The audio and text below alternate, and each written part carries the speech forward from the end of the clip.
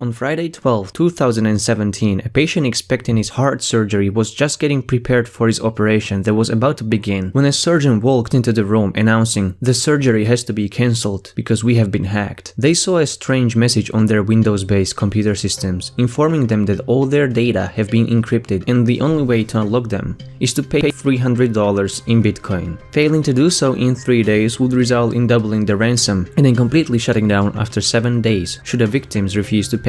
Within hours, 48 Britain's National Health Service hospitals, offices and ambulances have been rendered unusable by this malware. 11 out of 14 Scottish NHS wards were also hit. Soon after, reports of Wannacry Ransomware have emerged from Spanish telecom giant Telefonica, Protugal Telecom, US FedEx, Chinese schools, Italian university lab, Sweden's local authority, Deutsche Bahn, Nissan's manufacturing center in England, and even Russian interior minister. By the end of Friday, the malware spread to estimated 80 countries around the world, hitting Russia by a disproportionately larger amount. And from observing the Bitcoin traffic, around $33,000 worth of cryptocurrency have circulated towards the Bitcoin accounts displayed on the ransomware. The malware was bound to become one of the largest cyberattacks in history and the most severe ransomware ever. As of right now, it is estimated that the WCRY could have affected over 250,000 computers in 150 countries. This malware was spreading through the internet like a worm, and not an ordinary cyber attack, utilizing the weaponized Microsoft Windows vulnerability Eternal Blue, developed by the National Security Agency and recently stolen and leaked by the Shadow Brokers hacker group. The attack was so serious that Microsoft released immediate security patches for versions of the operating systems it no longer supports, including Windows XP, Windows 8 and Server 2003. The problem was that the attackers only used the hole in the system to spread the virus they learned about almost exactly a month ago. There is no guarantee that even patched systems couldn't get affected. In the meantime, a 22-year-old cybersecurity researcher from UK discovered a kill switch by registering a domain name which was hard-coded into the malware in case the attackers wanted to shut it down. However, nothing can stop them from bypassing this kill switch by creating a variant with a different domain name. As of right now, the kill switch only managed to stop massive spread of the virus into the United States, but that may just be temporary. What's most interesting in this hack is the timeline. So the first occurrences of the Wannacry began on May 12, and the Eternal Blue exploit was leaked on April 14th the same year. However, Microsoft released a patch for this exploit exactly a month before it was released. It is not known how long shadow brokers have been holding the hacked information before releasing it to the public, but it leaves plenty of room for uncomfortable speculations. There are no official confirmations that the NSA hasn't worked with the companies on weaponizing the exploit, but the NSA has been caught requiring companies not to fix the exploits it discovered and wanted to use for cyber operations. Could the NSA discover they've been successfully hacked and that their information could be held by adversaries and told Microsoft to release the patch? It appears to be extremely likely. There seems to be tight behind closed-door cooperation between a state organization funded fully by the taxpayers' money and private technological conglomerates operating across the globe. This attack serves a powerful argument for privacy advocates who have been saying all along that a backdoor vulnerability for our government is the backdoor access for anyone else in the world. State intelligence agency has been weaponizing private companies' vulnerabilities, which have been stolen by someone and then used by probably some medium-level Eastern European non-state hackers. The problem is that no amount of surveillance state can secure itself against the kind of threat that can emerge from anywhere in the world without any attribution whatsoever. It will probably take months, if ever, to find out who did this attack. The bigger the monster grows, the more exposed to hits it gets. Wannacry is the worst infection since the Configure Worm attack in 2009 that infected millions of systems in 190 countries, exploiting,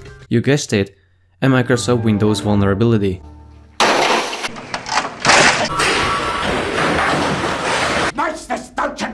To protect yourself from this attack, immediately backup all your information on an external hard drive that's not connected to the internet. You can download and install the patches Microsoft released specifically for this ransomware for all versions of the Windows operating system. The links are always in the description of this video. What do you think about this ransomware? Is it going to get even more dangerously larger than it already is? Thank you very much for watching. Leave your comment under this video and feel free to share, like and subscribe.